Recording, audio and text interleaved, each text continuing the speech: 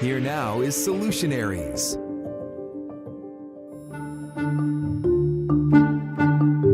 Sometimes I feel happy, sometimes I feel dramatic, sometimes I feel excited. I don't want my daughter having this information. As much as I can, I want to be able to help. Setting them right now in the right path, I want them to succeed. Some students see an out-of-school suspension as a treat. Music therapy is something that you can engage in.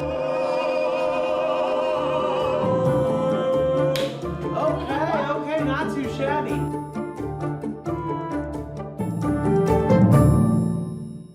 Hey everybody, I'm Louis Bolden and welcome to Solutionaries. So let's start with what we're all about, what the word Solutionaries means. We're talking about the creative thinkers and doers in our communities determined to make a positive impact. Scan this QR code and let us know of any positive forces fixing problems in your community. And if you'd like to see exactly what we're talking about, check out the solutions available on our YouTube page, youtube.com/Solutionaries.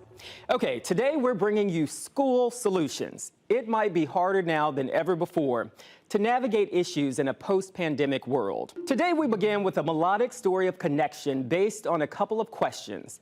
Is music the key to education? Can it help nonverbal children communicate? Teachers at a Jacksonville school are finding great success with music as a therapy for children with intellectual and developmental differences. The students offer perspective and plenty of smiles. Vic Michelucci has the story. Let's talk. Let's talk about autism and Down syndrome and the brain and finding a way to make communicating easier. Is music the answer? Is it the key to helping a child break out of their shell, to blossoming? Maybe. Maybe part of the solution lies behind these walls at the North Florida School of Special Education. Ready to sing a little bit?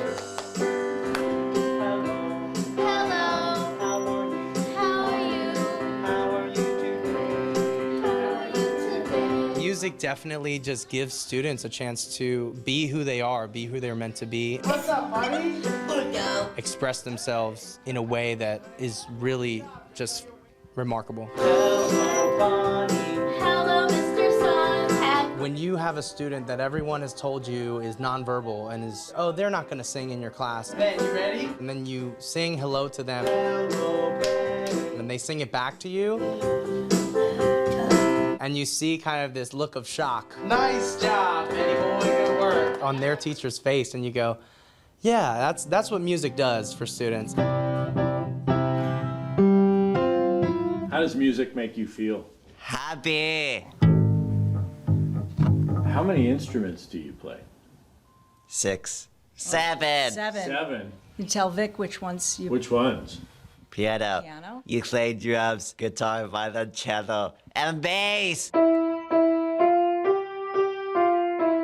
St. John Bargas's life revolves around music. He started lessons at 8 years old and is thriving. Now at 23, he plays with a group all around the area.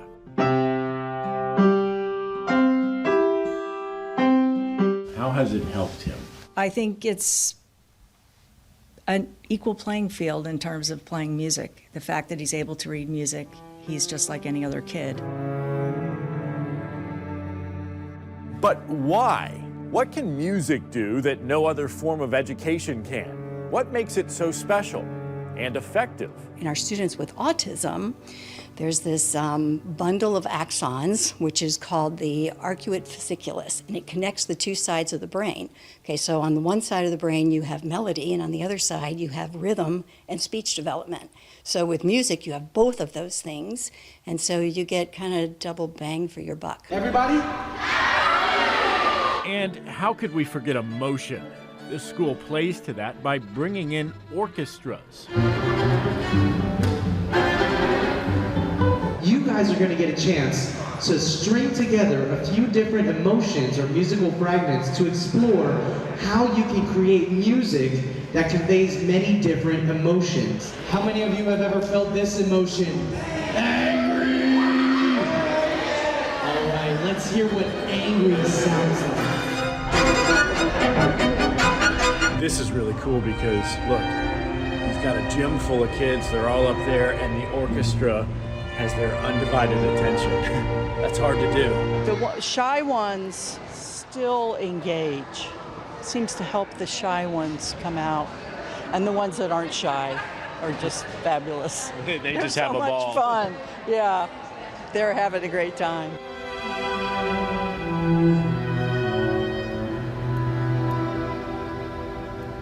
I feel like very calm, very excited, very happy and stuff. What were your emotions that you asked for? Happy, dramatic, and excited. How did I know you would pick dramatic? Why'd you choose those? Sometimes I feel happy, sometimes I feel dramatic, sometimes I feel excited to come here. We do 4. Oh, we could do 4. Is that too much? What do we want? What's the first one? Happy. Happy? Goofy. Goofy. Dramatic. Angry. We're going to end on angry.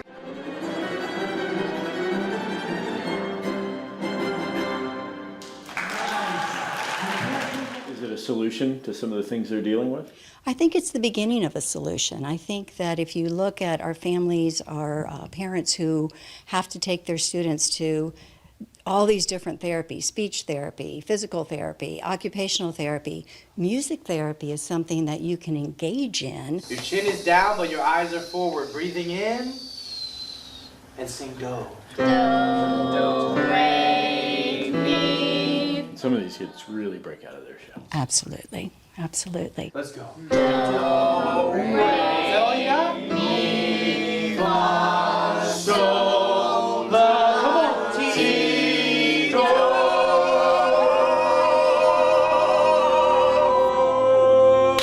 Okay, not too shabby. For Solutionaries in Jacksonville, Florida, I'm Vic Michelucci. Scan this QR code to read more about this amazing school and the talented young people making music.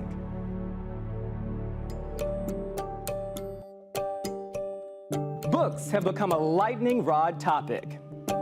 And passion has morphed into frustration and anger. Now the bans aren't just happening in schools. Here's an overview of bans by state from July 2022 to December 31st of 2022. These numbers reflect bans in school classrooms and libraries.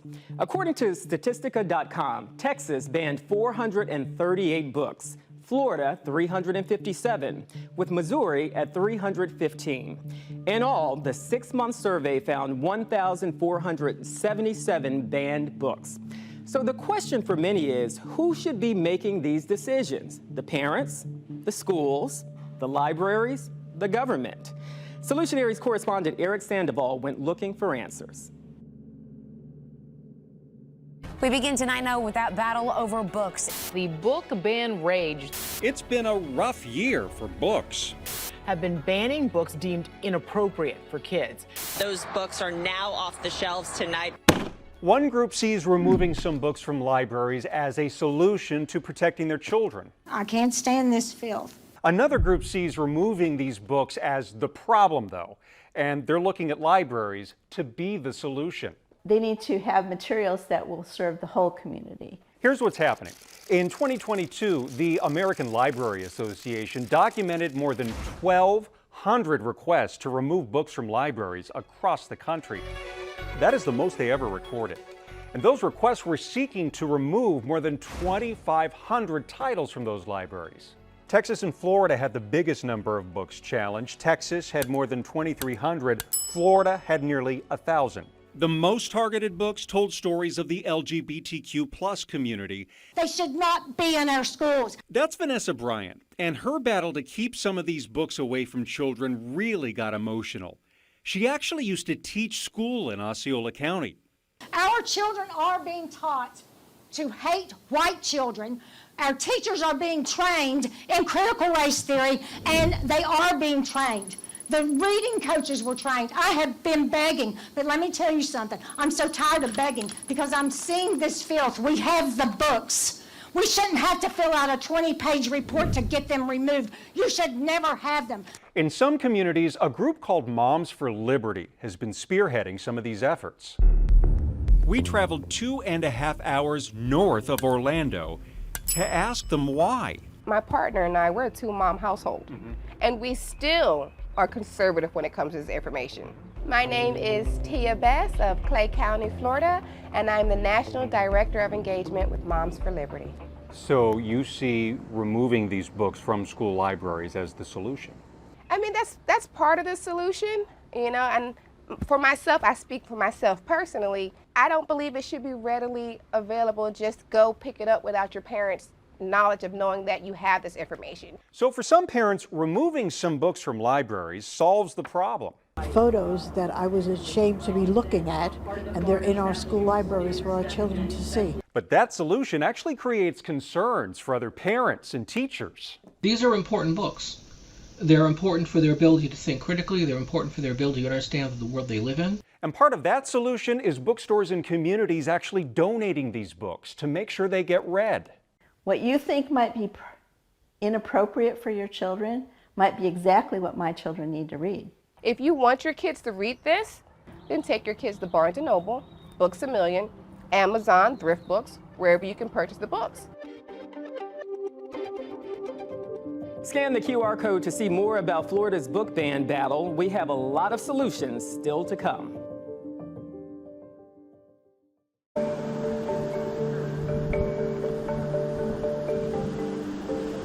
What's going on, everyone? I'm certified meteorologist Jonathan Kegas, and I hope that you are ready for updates on storm tracking, hurricanes, and all kinds of weather-related content coming to you on our YouTube channel, Just Weather. All you have to do is scan that QR code on the screen to like, share, and subscribe to all of our weather-related updates, stories, and video content. All right, now back to Solutionaries. Welcome back to Solutionaries, where we highlight people in our communities driven to create a positive impact.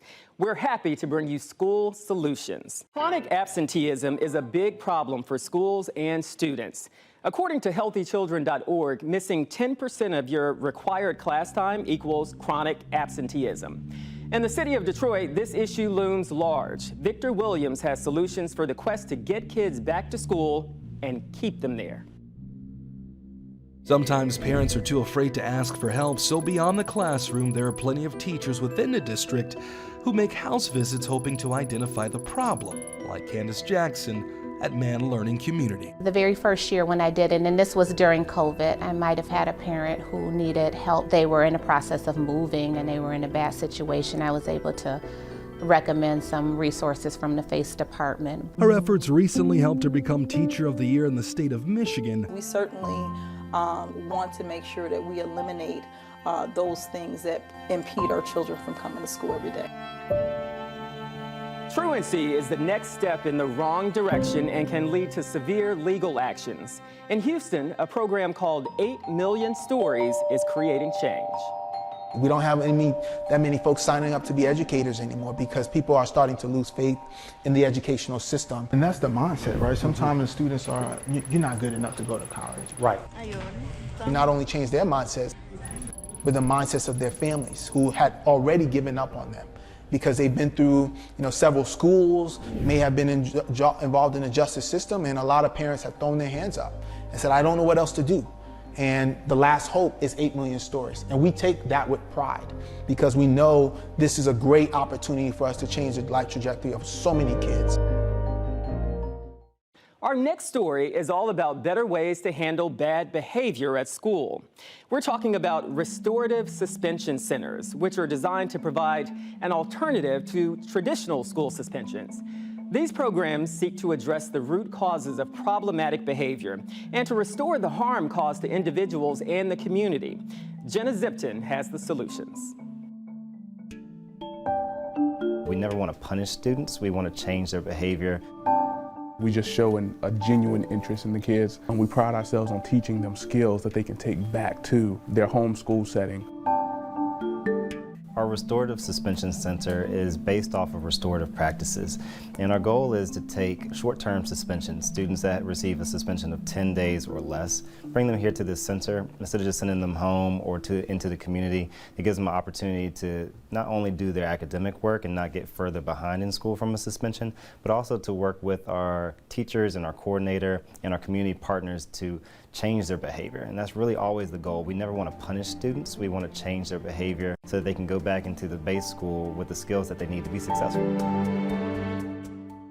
When we want to change behavior, we want to get students to reflect on the things that they're doing. And when students make a poor choice, a lot of times they have impacted not only themselves, but they've impacted their teachers and their parents, their guardians, the principals, school counselor, other peers. And so it's really intentional work that we do here to get students to stop and reflect on what they're doing and what their choices are doing. So it might be classroom disruption, it might be, disrupting the learning environment, it could be like a verbal altercation, something like that. Some students see an out-of-school suspension as a treat because it's like staying at home without having to get up early. With this type of suspension, you still have to set your alarm clock, you still have to get out of the bed and come, and you still have to get your assignments done. Tell me about what it was like when you first came here. What was that first day like? When I first came here, I was like nervous, like coming in, like new people and like new stuff, like surrounding and stuff. Then like I just got like adjusted to it. It's like a good environment. It like helps us out and stuff. What would it be like without a place like this? I'd probably be fighting, probably be in trouble. Most kids, they don't really worry about school, they worry about stuff outside of school. Check out the full story on our YouTube page. Now let's talk about stress. It is normal for kids to act out and sometimes even have emotional breakdowns at school. But instead of taking kids out of class, one Central Florida district is finding a solution with a furry friend named Chase. News 6 investigator Mike Holfeld has the story. Walking the halls of Mila Elementary School in Brevard County, a 2.5-year-old bloodhound enjoys uncanny popularity. Call it the Chase effect. He's warm and he's actually like an actual human who's coming to hug you. And whenever I'm sad, he kisses me. Chase is one of 5 canine therapy dogs in the Brevard County School District. Each bloodhound assigned to a different school for students in need of a calming moment. Best described by these faces. He's a type of animal that helps you through emotional times. And he makes me happy whenever I see him. Kids seem to love him. They do. They adore him. Corporal Carrie Pine is the canine deputy assigned to take care of Chase 24/7. Pine navigates the 110-pound canine's appearances classroom to classroom. As the need arises, Chase is ready. Good job! This little girl here is actually one of the children from our very first deployment, and she was kind of having a very hard day destroying the classroom. This is after the incident, and she's curled up with Chase laying on him. Chase is part of the family. Chase is on the case. Chase is absolutely part of the family. School principal Dr. Donna O'Brien says the start of the new school year wouldn't be the same without the school's favorite canine. He is always in the car loop in the morning, and as kids come in, they hug him, they pet him, and you see that anxiety from that home to school transition completely just fade away and get ready for the school day. Dr. O'Brien has even built a positive reward system built on the word pause. Collect pause rewards, and you get ice cream social with Chase, parties with Chase, complete with treats. So it really gives kids an incentive not just to use him when there's a crisis, but time with him so that there's something to look forward to. But he does have one little thing that everyone has to be aware of. And what's that? If you clap, he howls. Most people think bloodhounds is just drool and, slobber everywhere and floppy ears, but to them, he's their best friend. Good boy. When you hug him, what do you feel? Happiness. Chase tells me he never gets tired of those hugs, and that's what the kids are counting on. For Solutionaries, I'm Mike Holfeld. Okay, it's your turn to tell us about Solutionaries in your area. The people fixing issues in your community with creative ideas. Just scan the QR code and help us celebrate those problem solvers. If you know of any issue and you're looking for help, let us know that too. We'd love to connect you to people who make things better. Let us know if you think we missed anything. And remember, you can see all the solutions we've uncovered at youtube.com/solutionaries. And you can sign up for our newsletter. Go to solutionariesnetwork.com and click the sign up button. Oh, and you can listen to our podcast, which dives even deeper into our discussions. Simply search Solutionaries wherever you listen to podcasts. That's all for now. Thanks for watching.